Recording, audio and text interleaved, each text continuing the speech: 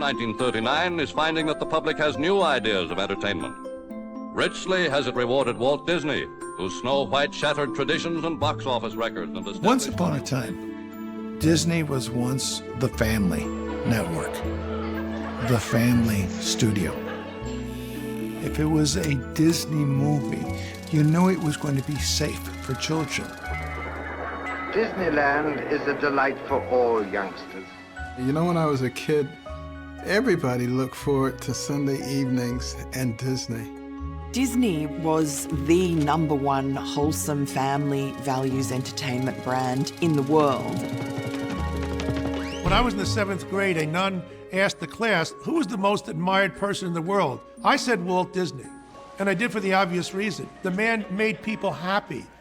I felt that there should be something built, some kind of an amusement enterprise built where that the parents and the children could have fun together. So that's how Disneyland started. One of the strongest brands ever in the world of entertainment. They threw it all away, deliberately. And Disney's brand has been changed, it's been altered. They've gotten very aggressive in the political space, talking about issues, Florida legislation they've been very vocal about. They've talked about presidential politics. It seems these days, everyone has an opinion about Disney. We're not happy about the fact they're trying to groom our children with things like the gay agenda. We don't believe that little children need to know issues like that at their small age. You don't usually hear the words Disney and warning in the same sentence, well, until now. Do you think that Disney should stay out of politics, or do you think that they should just be making movies and parks that are fun and entertaining? Yeah, they should definitely stay out of politics. Just stick to the movies, entertainment. Well, the happiest place on Earth now becoming the most scrutinized on Earth as Disney World pushes progressive politics. Disney is no longer a trusted brand. It squandered that trust. Today, it's the anti-family network. It's the anti-family studio. I'm Mercedes Schlapp. Join me as we enter the gates of today's Disney, where children's TV shows, movies, and characters are served with a side of sexuality and gender ideology. A place that puts a political agenda on a pedestal and renders parents powerless. So let's take a look at what's become of the largest media conglomerate in the world and explore what's going on in Walt's Disenchanted Kingdom. What's up, guys? This is Will Witt. Today I am in Orlando, asking people about Disney, what they think about the direction of the company, and whether or not they're offended by their old movies. Let's do it. What do you think Disney could do better? Go back to the roots. Go back to how they used to be. What do you think Walt Disney would think of his company right now? I'd say he'd probably be maybe a little bit disappointed with the way it's been going. Do you think for children, like your children, that their movies and things should have political ideology in it, or should be more focused on fun and values and things? Yeah, probably stay away from politics, I would say, in general. Yeah. Do you think that Disney should be getting into political fights or putting politics into their movies or at their theme parks, things like that? Or like the gender ideology that they're talking about now? No, you know, the LGBTQ stuff that they're putting in movies, I don't agree with. They're no longer saying boys and girls because that might be considered offensive. You think that's a good thing? I think it's ridiculous. Ridiculous? Yeah. Why? Because there are boys and girls. That's how God made.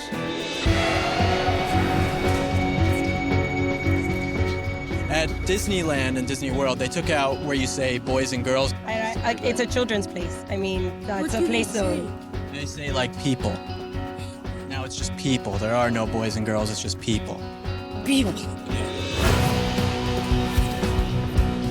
What do you prefer your movies to be fun and entertaining rather than have some sort of ideological message? Fun and entertaining. Do you want politics in your movies, or do you just want to have fun at the movies? Just want to have fun at the movies. What do you guys think about the direction that Disney has taken recently? I believe it's the CEOs of this company that's really making a mess of it all. We want freedom from the sexualization that's going on at Disney World.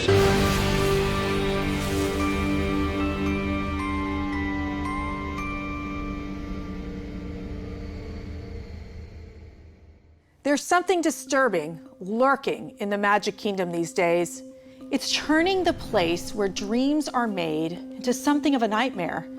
The world's leading family entertainment company is now cozying up to the Chinese government, while back at home, they're siding against parents and pushing elementary schools to discuss sexual orientation and gender identity with kids as young as kindergarten.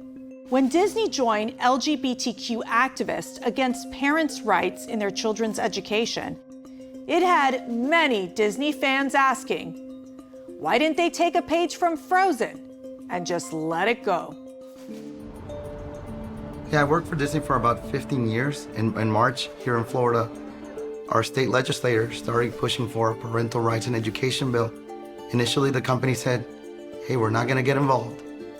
But then there's a small group of employees in our company that said, hey, we want you to get involved. Outside the iconic Walt Disney Studios in Burbank, California, Say gay! Say gay! Today, dozens of Disney employees walked off the job. Well, I think what happened with Disney was that the CEO got bullied by his very activist, radical employees. Disney CEO Bob Chapek is reversing course today, now speaking out against Florida's parental rights and education legislation, dubbed by opponents as the Don't Say Gay bill. And they lied about it. They said it was the Don't Say Gay bill. It had nothing to do with Don't Say Gay at all. Nothing to do with that. That was a lie. The bill is very innocuous. It's family friendly. You don't want to be involved in telling little kids about questioning their sexuality and transgenderism in kindergarten, first grade, second grade, and third grade. What's going on here? And that's exactly what the elected representatives of Florida did. They began to address the indoctrination in the classroom. We're talking about children as young as 5 being exposed to topics, quite frankly, that many of us didn't hear about until we were teenagers. And they're being forced, rather than teaching them their ABCs and how to tie their shoes, we're teaching them how to select their gender. This is absurd. When schools were closed during the COVID lockdowns and children turned to online learning, many parents were shocked to find out what schools were pushing in the classroom. I mean, these are little kids. They don't really need to know about, you know, 1,000 different genders and gender fluidity and so on. So it was a very mild pushback on this encroachment into children's education. And the activists just went nuts. We say gay! We say gay! Disney say gay! We won't go away!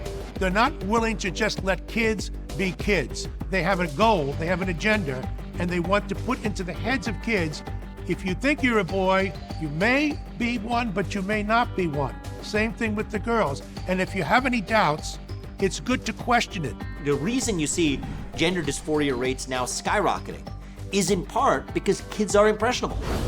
They are going to respond to their adults and their cultural leaders and their schools.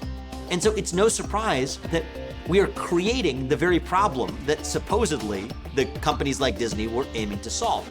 And it's much worse than that because, as we know, in these elementary schools, they're taking kindergartners and first graders, teaching them that they're gender fluid, encouraging them to be chemically castrated, to have puberty blockers, pre-puberty kids, to alter their lives forever.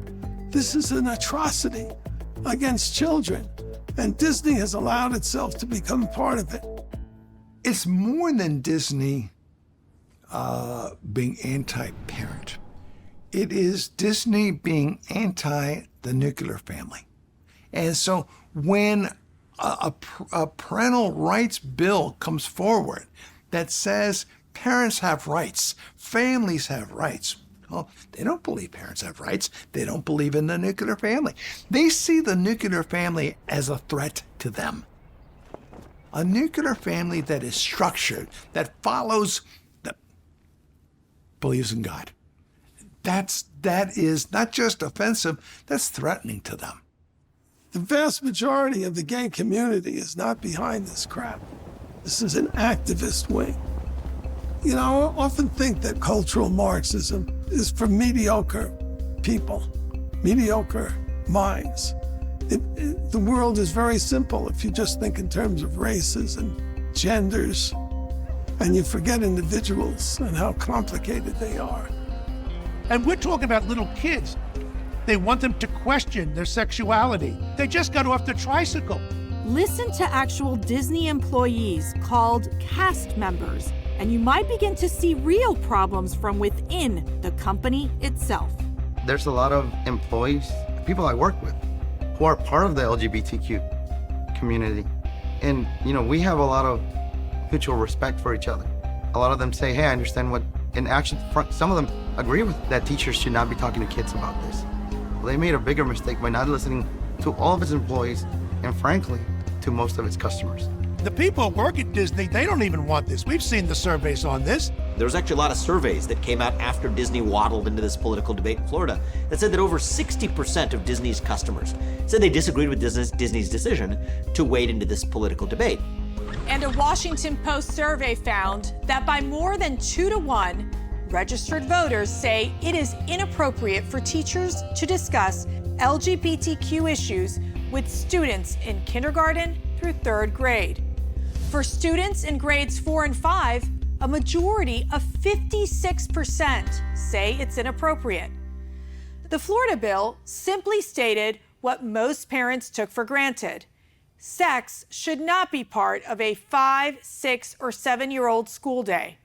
But Disney disagrees.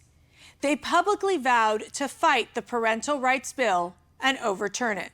When they take on the governor of their state, a state which has been very beneficial to Disney and the preferences that they have given them, no one hired Disney to shape public policy. The state does not own the children. The children belong to the parents. The parents, by any survey, don't want it, okay? So just leave the kids alone. For Disney to come out and put a statement and say that the bill should have never passed and that they are going to actively work to repeal it, this state is governed by the interests of the people of the state of Florida. It is not based on the demands of California corporate executives. Ron DeSantis decided that he was going to revoke the special tax privileges that Disney had in Florida. And so that's cost Disney a lot of money, and it's also cost them a great deal in terms of their reputation. Florida just upped its war with the Walt Disney Company. Big-time lawmakers voted today to strip away special political and financial powers the company has had in Orlando for 55 years. I think Disney is turning its back on decades of goodwill, decades of brand building, decades of respect and love and admiration from the culture into a political organization. I think it's a terrible move to make, but they seem to be thinking that they have to be an activist organization, that they have to speak out. You know, at the end of the day, if Disney doesn't agree with a rule, a law, a new proposal, who cares? That's not what we want from Disney. We want entertainment, we want value, we want distractions, we want escapism. But escape is seemingly impossible. From kids programming to ESPN sports, so much is steeped in politics. Here's Disney-owned ESPN commentators Courtney Lyle and Carolyn Peck. At 3 o'clock, about 8 minutes ago, our LGBTQIA+ teammates at Disney asked for our solidarity and support, including our company's support, in opposition to the parental rights in education bill in the state of Florida and similar legislation across the United States. And a threat to any human rights is a threat to all human rights. I mean, somebody who wants to watch a sports game does not want to listen to a political debate. It's interesting how these different parts of our culture have been weaponized to be more socially aware, to kind of push social justice agendas. And you think, well, sports wouldn't be that, right? Tonight, you probably thought ESPN stood for Entertainment and Sports Programming Network. Increasingly, it looks like endless, stupid political nagging. You shouldn't be for or against. That's up to the people when they leave sports. They want to get involved in politics. Yes, get involved. Let sports be sports. More and more sports fans and Disney fans seemed to be alienated by the company's strong political positions. Many of those featured in this film reached out personally to then Disney CEO Bob Chapek for a simple dialogue. Back in April, I wrote a letter to Bob Chapek. He's the head of Disney. I asked him if he would sit down with Tony Perkins of the Family Research Council and me to talk about where you're going with this. I said, you've been speaking to the people in the gay community, the transgender community. What about us? He wouldn't answer us. It's a funny phenomenon we have in corporate America right now. In the name of inclusion, capital I inclusion, we've actually created a culture of exclusion where certain points of view just aren't welcome. In the name of diversity, we have created a culture of conformity where we reject the diversity of thought and diversity of ideas in the name of capital D, diversity itself. To get a first-hand account of that rejection, we asked those who know Disney best. I work for Disney. I've been with Disney for 30 years. I worked for Disney for 11 years. 16 years now. For about 15 years. Disney employees described to us a disillusioning and fearful workplace. When I started with Walt Disney, we never treated anybody differently. Whether it was a guest, a cast member, I didn't care your sexual preference, your gender identity. It didn't matter because you were either working or you were a guest, and your goal as a cast member is to make the guest experience the best it can possibly be. Over the last few years, I started noticing we're having more and more trainings. How do we be inclusive? How do we include so-and-so into the group more? But it's really only targeting one group. It's not targeting every ethnicity, every gender, every race. It's targeting just the LGBTQ community. For over half a century, Disney has operated under guiding principles that have steered the company to success. They call them the 4 keys. The 4 keys. Safety, courtesy, show, and efficiency have guided us from the very start. These 4 keys have provided a foundation for our culture, contributing to Disney's legacy of customer service and care. But in April of 2021, a new key was added. The addition of a 5th key, the key of inclusion. Well, it's very clear that the inclusive key is really about the LGBTQ community, but I think at the same time, it's not including everybody. I don't think it's including Christians or conservative people, or in my case, unvaccinated people. They're not feeling included at all. I don't feel included. When that inclusion key came along, all of a sudden, there were rules for inclusion that if you weren't this, you're out. We spoke to one ex-Disney employee who is also gay, but the inclusion key didn't work for him either. I'm a born-again Christian. He described a disturbing environment, especially over religious exemptions for COVID vaccines. Absolutely, I was discriminated against because of my religion. Disney decided that they wanted to impose a vaccine mandate. When they imposed this mandate on employees, I put in my accommodation from that for religious purposes, and I was now being forced to disclose my religious beliefs to the company from the very beginning. That made me so uncomfortable. That should be my choice as to whether or not I want to share that with somebody. So the fact that I was now being required to disclose that in order to keep my job, I found to be very problematic. It's exactly not inclusion. It's compliance. And that's the way I felt about it. That for all these years, from all my experiences, it had been inclusionary. And there is now, in fact, a group that is persona non grata. They really don't want that viewpoint. So it's not inclusive. You're only celebrated as a gay man at Disney, clearly, if you have the right thoughts. You are not celebrated if you are at all conservative or if you are nonconformist in any other way. That's actually in itself a bigoted way of looking at a group of people. That then creates a culture where non-conforming employees fear for their jobs, have to fear for putting food on the dinner table, may not get that promotion that they were competing for. So what's actually Disney doing is they're using their corporate muscle to move the cultural pendulum in a direction that actually we ostracize anyone who decides that that is not the direction they want to see Disney go. I can tell you that I've received hundreds of emails, phone calls, and letters from Disney employees all over. People that work at ESPN, people that work here in Orlando, people that work in Disneyland, people that work in corporate who have sent me letters saying, thank you for standing up for us. We are the silent majority. I wish I had the courage to speak louder. A lot of them are afraid of losing their jobs. With a culture of fear spreading among the ranks of many employees, Disney quickly began altering the characters, stories, and park experiences that made them a beloved brand all over the world. Feature movies, cartoons, family rides, TV shows, products, books, characters. Disney's inclusion warriors left no stone unturned.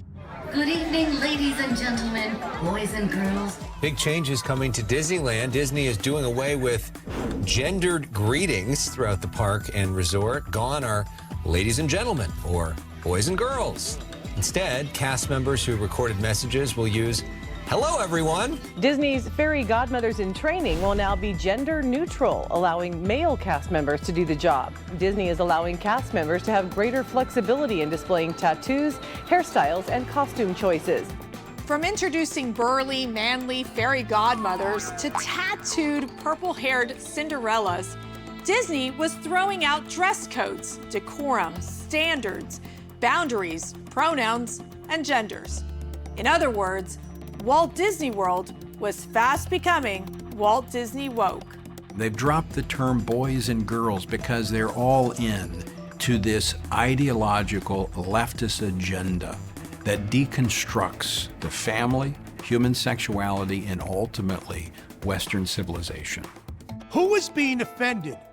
Are you denying that there's such a thing as a man and woman? Your sex is assigned at birth. No. Your sex is determined by the father and the father alone. That's not right or wrong. It's nature, and it's nature's God. They know that there is such a thing as nature. And if you talk about nature as Jefferson did, then you talk about nature's God. And that's the one thing that sends chills up the spine of the folks at Disney. They don't want to recognize nature or nature's God. So Disney was battling parents and politicians, politicizing its park experience and excluding many of its employees. But what came next was even more disturbing. Whistleblowers from inside the Disney organization leaked internal videos of top Disney executives to journalist Christopher Rufo. Our leadership over there has been so welcoming to my not at all secret gay agenda. And so LaToya Ravenau is a producer and writer of children's cartoons and programming for Disney. She has worked on such shows as Puppy Pals, Super Monsters, and Rise Up, Sing Out. I don't have to be afraid to let's have these two characters kiss. Let's in the background. I was just wherever I could, just basically adding queerness to if you see anything queer in the show. Proud family. But I just was no one would stop me and no one was. Talk show host Tammy Bruce, who is gay, had this to say as a reaction. We've fought for years to have Americans know that we are not after their children, because we're not. And yet here you have this dynamic that sets into motion this idea that children are the focus. I know lots of gay people. I know plenty of transgender people. No one likes what's going on here. No one in this country, no one on the left or the right. This is not normal and it's unacceptable, and everyone should reject it for the sake not only of your children, but also for the civil rights gains that gays and lesbians have made in this country. It's hard to really oversee everything that your child is going to watch. But now Disney Plus is one of those channels where you have to be a little more careful to think about what kind of messages are in that programming. It's not as simple as it used to be. Instead of portraying the well-loved characters, Aladdin and Little Mermaid and Buzz Lightyear and all the people and the stories and the characters that kids for, generations had loved, they decided that they wanted to do some social engineering. And the result was that, kids are confused, parents are annoyed. I think everybody has equal rights. Nobody has extra rights. We don't alter everything just so that we can advocate a particular group. What they've been doing is taking some of their productions and just gratuitously inserting gay characters and gay scenes when it has nothing to do with the story. Just so that they can say, see, we're being sensitive. But who are you being sensitive to? Are you being sensitive to everybody, or are you catering to a particular group? Excuse me, which of these products would you recommend?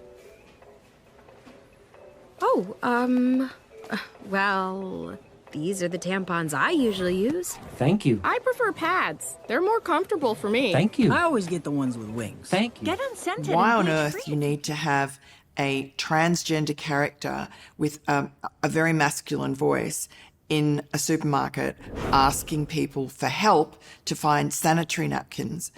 Why are you doing that other than to confuse children, to try and inject your, trans agenda into their developing minds? That's not really up to Disney to do. It's up to parents to teach their children about these issues and according to their own values. The new film, Lightyear, tells Buzz Lightyear's history before Toy Story, the movie that first made that character famous. But the new film is causing controversy, and that is your big story tonight at 7. Day camp was slated to see the movie today, but it was abruptly canceled because of a kiss between two female characters. Yeah, that same-sex kiss and relationship in the movie got a lot of media play, given all the headlines about Disney in recent months. And this happening as well, I think it did steer some people away from it. This is Disney, this is Pixar, this is a brand that's been very successful, so it was deemed a huge disappointment at the box office. It tanked. This is not what parents want. I think they believe that this is a fad with Americans. Yeah, they're concerned right now, but they'll get over it. They'll accept our agenda. There's a big difference between tolerance and affirmation. Tolerance, yes, of gays and transgender people, we have to have tolerance.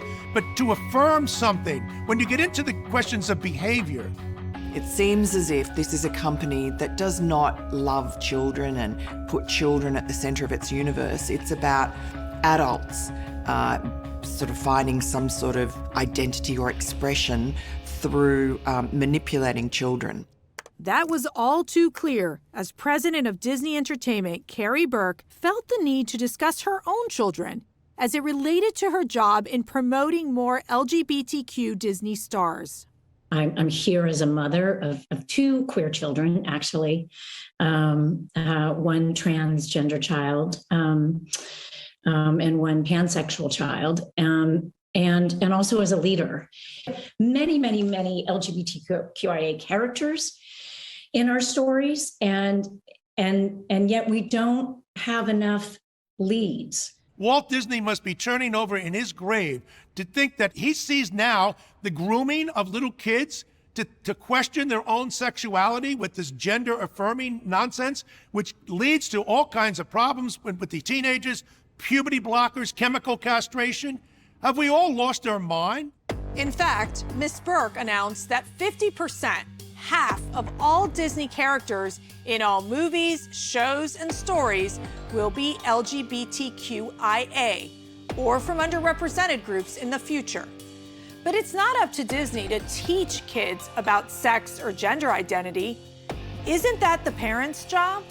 I think people need to step back and ask the question, is Disney a product of the culture, or are they shaping the culture? You see, I think Disney is a part of shaping the culture, where, from the beginning, when we started with Disney and Steamboat Willie and Mickey Mouse, we now stand at where they're promoting Little Demon and a child of Satan. That's where Disney has come. Well, once she gets to know you, I'm sure she'll jump at the chance to slit your wrist. I don't believe. Little Demon is a cartoon series streaming on Disney Plus, centered around the story of Chrissy, a teenage girl who is the Antichrist. Chrissy's mother, who is a Wiccan, gives birth after mating with Satan. Remember me, mother? You know, the human brain is a very, very complex organ system. And it has billions and billions of neurons, hundreds of billions of interconnections. It remembers everything you've ever seen and everything you've ever heard. These things that we are teaching these young children and that we're exposing them to, they're in there. They're going to affect them. They're going to affect who they become and how they think. The Judeo-Christian concept of man and society and of morality, going back to the Decalogue, to the Ten Commandments, that's been at the heart of Western civilization for 2,000 years. If you don't have the Judeo-Christian idea of morality as the heart of society, it's going to be replaced by something. The current crop of executives and employees have inherited a great cultural tradition and a trove of beautiful children's shows, and for them to be so arrogant as to step in and decide that from their great enlightened vantage point they know better than all of the people that came before them on whose shoulders they stand is the height of arrogance. Disney is a company whose mission is to be the world's premier entertainment company. Simple enough. However, Disney has taken on a different social agenda as well, or many different social agendas, to say that that's not enough just to provide entertainment to families and their children and to make money doing it. That's not enough. That they also need to address other social causes and address other, in their view, social injustices as well. What do social and political agendas have to do with making money? Disney has always been motivated by the almighty dollar. Why are they getting more involved in political and culture wars that have nothing to do with their core business? Today, major corporations like Disney are becoming increasingly involved in everything from sexual politics to climate change that pleases huge asset management companies. These companies are using your retirement and investment dollars, not based on profits, but on a company's environmental, social, and governance score. It's something called ESG, and it's big business. The top shareholders of Disney are three firms, are Vanguard, BlackRock, and State Street. These happen to be three of the largest, I think the three largest passive asset managers in the world that together manage over $20 trillion. That's about the scale of the US GDP in the hands of three firms that are all leaders in the ESG movement. Larry Fink is the CEO of BlackRock, which is one of the largest shareholders of the Disney Corporation. Fink is also a big believer in ESG and says the goal of companies is not about providing the best products to make the most money. It's about creating social change. The purpose of a company, and as we are now raising questions, what is the true purpose of a company? You raise the purpose that is profitability for your shareholders. I think that is evolving and changing. It absolutely has nothing to do with advancing the interests of stockholders and everything to do with advancing the interests of the ESG proponents who rule like monarchs on top of Disney. But there is mounting evidence that ESG-based investing is terribly flawed. Despite a strong rating on the ESG scale, Disney's war with legislators in Florida and miserable box office returns were taking their toll.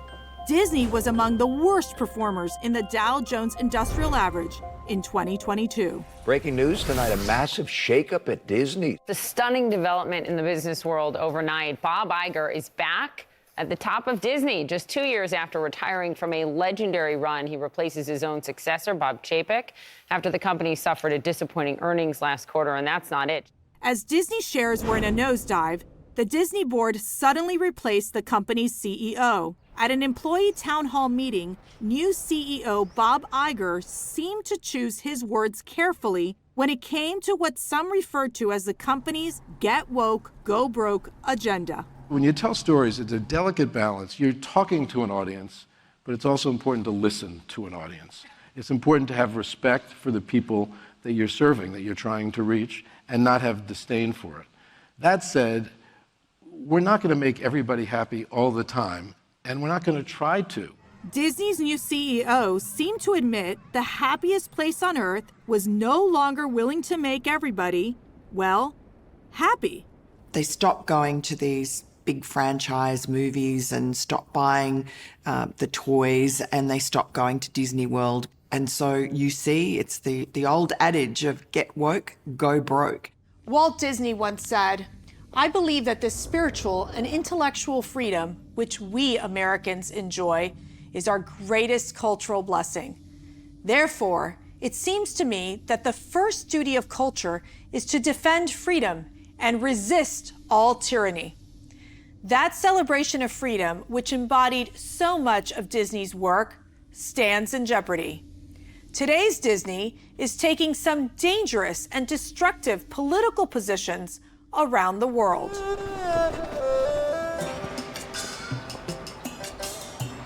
Red China is one of the most oppressive nations on earth. It is also, by the way, an enemy of the United States of America. But if you're Hollywood and you want to make a lot of money and you want to go to that market, all you have to do is genuflect before them and ask them what's the censorship they would like, and then Disney self-censors itself. Then it will turn around in the United States and talk about how it is committed to free expression. The hypocrisy is stunning. They desperately want to crack the Chinese marketplace. It's a booming market. There are lots and lots of theaters, more opening all the time. And if an American film goes to China, opens and opens big, you're talking millions and millions of dollars. So in order to appease that market, you cut out scenes that are existing in the American films to make sure that the censors aren't angry about them. Why is it that Disney can put this gay agenda, shoving it down our throats in the United States of America? When they send their movies over to China, they cut those scenes. When they send their movies to the Middle East, they cut those scenes. One of the frustrations I have as an entertainment reporter and film critic is that sometimes actors, celebrities, even studios will be very aggressive in them. They want to use their voice and their clout to send a message to maybe change some things. Yet when the product goes overseas and the overseas countries are committing human rights abuses or conducting cultural experiments, that activism just goes away. There is drama at Disney over its latest release of Mulan. In the credits of the film, Disney thanks controversial government agencies in China's Xinjiang province. That's where reportedly more than 1 million Muslims are being held in concentration camps. The Uyghur region is where they're slave labor camps, where they're exterminating people, and they're Muslims. Yeah, you see the hypocrisy. And Disney goes along with it because it's money. There's 1.5 billion Chinese. What does that actually do? When Disney repeatedly critiques alleged injustice here in the United States, without saying a peep about actual human rights atrocities abroad, to the contrary, actually lying prostrate in front of their Chinese overlords. From Hong Kong to South Korea, people were shocked to see an American company so closely aligned with the Chinese government. They called for boycotts, among cries for freedom and democracy. And it is one of the most despicable aspects of the new Disney. And it is this kowtowing to communist China, to totalitarian regimes, jettisoning, American values, and basically aiding and abetting the worst kind of genocide that was going on against the Uyghurs. So Xi Jinping in China has built a great wall, a great Chinese wall, that says that you can't enter the Chinese market if you criticize the CCP. But here's the dirty little secret. If you critique the United States, we'll roll out the red carpet to you. As Disney draws attention to past injustices in the United States, they were accused of racially doctoring their own marketing material overseas. Non-white actors in Chinese posters for Star Wars: The Force Awakens were eliminated or diminished. Lead black actor John Boyega was vastly reduced on the poster for China. Fans of the Star Wars series are complaining that the Chinese poster for the latest film is racist. So let's take a look at why. Well, it's certainly disturbing that Disney would take a black character off of a poster because it was going to China. And they felt that it was inappropriate for reasons that escape me, quite frankly.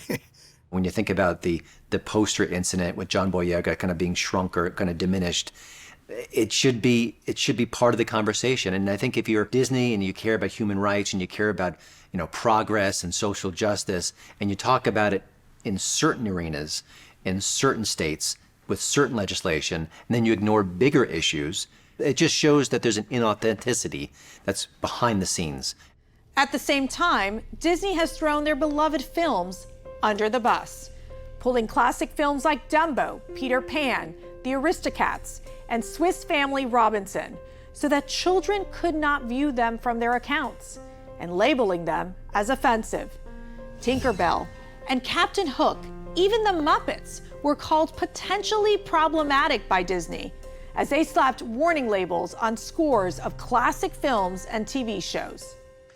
Well, another cultural icon taking fire. This time it's the one and only Muppet Show. The Disney Plus streaming service has begun offering the series and is including a disclaimer warning of, quote, offensive content. It's what they're promoting lately that is offensive to people. Since when did the Muppets ever become controversial, except with the elites who work at Disney? It's just part of this really nauseating trend where the platforms don't trust the audiences to make their own decisions, and that we're so fragile that if we see a cultural moment that doesn't exactly represent where we are today, we'll be afraid, we'll shrink away, we'll do something violent. It's silly. It's almost hilarious if it wasn't so sad that they are putting stamps on their own great products and saying that this could have some offensive content in it, this could be racist. If you spend all your time with a microscope trying to find something that will offend somebody, you never have any time to actually spend on creating inspirational material. Lady and the Tramp contains stereotypes of Asians. Do you seeing that thing swimming round and round? When Lady and the Tramp came out, that movie was so extraordinary that generations later, children are watching it. My grandchildren are watching it.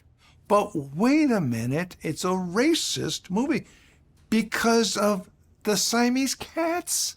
It's the laugh. That was offensive, so out they go. And that's what a lot of this wokeness does. And it creates conflict where no conflict actually existed. It creates offense where no offense actually existed. Why should you give someone else the power to tell you what you're supposed to be offended by? A horrible big circus. That's what movie director Tim Burton called working with Disney after his recent remake of Dumbo. The director, who has made many hits for the studio over the decades, said, "My days with Disney are done. I realized that I was Dumbo, that I was working in this horrible big circus, and I needed to escape." Burton went on to label Disney homogenized and consolidated, with less room for different types of things. A far cry from Walt's vision as a place dedicated to the ideals, the dreams, and the hard facts that created America. You have to really kind of go into the Disney inner brain trust to know what they're thinking these days, but it certainly doesn't seem like the Disney of old. The Disney of old was family friendly. They cared about storytelling. They cared about, making it a pleasant experience with good old school lessons and values. I don't see that as exactly the same today. There seems to be a more modern agenda, and I think it's really detached from the brand itself. I would hope and pray that they would come to their senses and ask themselves, is what we're doing now creating more harmony? Is it creating a better social climate? Is it strengthening families? Is it strengthening communities? And if the answers to those things is no, maybe you need to rethink it. And the vlogosphere seems to agree. The Disney train is becoming derailed. Their not-so-secret gay agenda got exposed. They're about to lose the Mickey Mouse trademark this year. All of their sexual, predatory employees are being exposed. They're kind of digging their own grave. I watched everything up to date so far, and I hope the show can change my mind, and if it does, I'll change my score. But right now, the show is a dud. Disney launched new LGBTQ's Pride collection clothing line for kids. Disney said in a statement, "We stand in solidarity with our LGBTQIA+ community everywhere." Curious, are you going to be making this clothing line available in China? I mean, you say everywhere, but... Polls show Disney's negative perception in the American public has exploded. Disney's approval rating has fallen from 77% last year to just 51% today. NBC released a poll that found only 33% had a positive opinion of Disney. Vast numbers of people who Disney once enchanted are now disenchanted by the House of Mouse. For now, our ride through Walt's disenchanted kingdom has come to an end. As Disney sows seeds of division by injecting sex, race, and politics into just about everything, will more people turn their back on the once happiest place on Earth? There's evidence they already are.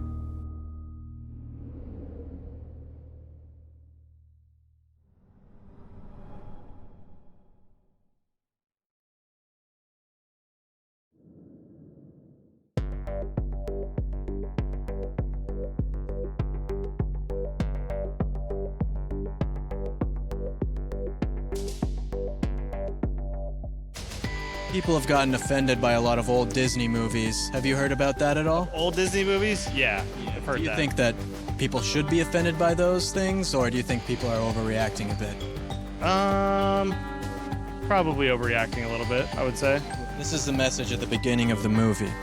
It says this program includes negative depictions and or mistreatment of people or cultures. Is this mean to other cultures? Would this hurt people's feelings because of their culture? No. No? What about this? Aladdin. No. No? It's almost like some people are looking to get offended. Right, they're trying to find a reason to get offended.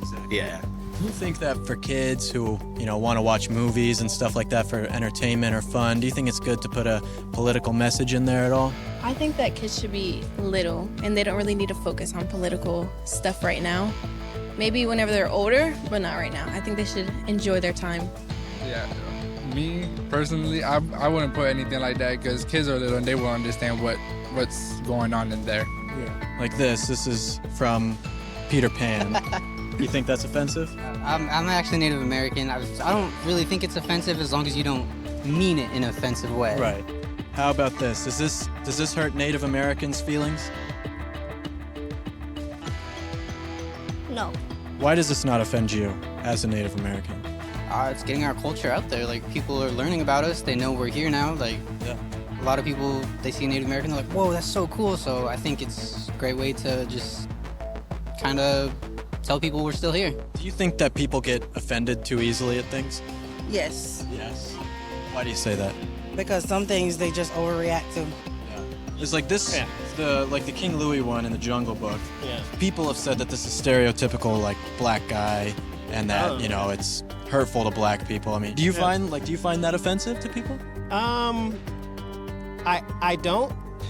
don't personally. Blacks, we were kind of the architects of a lot of soul music and jazz music and blues and whatnot, and in a way, it's almost a celebration, kind of. Yeah, I mean, so using that music or that type of archetype, it's just the way it is. You know what I mean? Cultures and races, they can be celebrated. You know what I mean? What do you think Disney could do better? When we were kids growing up, it was just a different environment. Yeah. It was just a fun place. There was no politics involved, no ideologies involved. It was just fun. Like, going to Disney growing up was so much fun, and watching Disney movies was the highlight of my childhood. Right. And now I actually think twice about letting my kids watch certain things. Is this mean to women? Yes. Yes? Why is it mean to women? Because they want to be a mermaid, but nobody can be a mermaid in real life. That's true. It's mermaid phobic.